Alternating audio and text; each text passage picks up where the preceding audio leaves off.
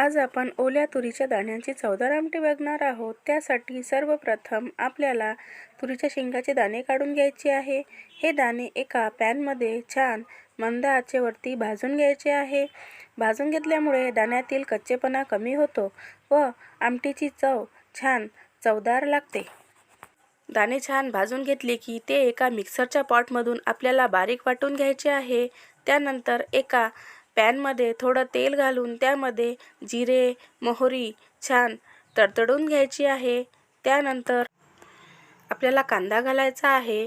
कांदा छान लालसर होत आला की त्यामध्ये आपल्याला आलं लसूणची पेस्ट घालायची आहे। आलं लसूणची पेस्ट छान परतून घेतली की त्यामध्ये आपण हिरवी मिरची घालणार आहोत। हिरवी मिरची घातल्यामुळे आमटीला छान चव येते।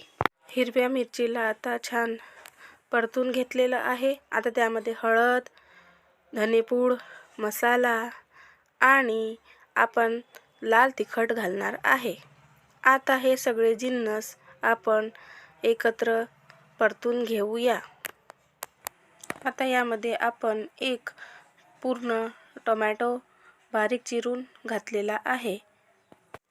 घातलेले टमाटर आपल्याला छान मंद आचेवरती नरम होईपर्यंत शिजवून घ्यायचे आहे। त्यानंतर तुरीचे दाणे जे आपण बारीक वाटून घेतले होते ते आता यामध्ये घालायचे आहे आणि छान मिक्स करून घ्यायचे आहे व त्यामधील गाठी फोडून घ्यायच्या आहे। त्यानंतर त्यामध्ये मिश्रण एकत्र होईपर्यंत शिजवायचे। नंतर थोडं मीठ घालायचं आणि पाणी घालून त्याला एकत्र करून घ्यायचं आहे। हे मिश्रण एकत्र होईपर्यंत आपल्याला सतत ढवळत राहायचं आहे। त्यातील गाठी फोडून घ्यायच्या आहे म्हणजे ते सगळं एकत्र होईल। आमटी म्हटलं की ती जास्त घट्ट तर जास्त पातळ ही चांगली लागत नाही। त्यामुळे आपण मीडियम पाणी घालून त्याला झाकून घेऊया। तुम्ही बघू शकता की आपली आमटी किती छान शिजलेली आहे।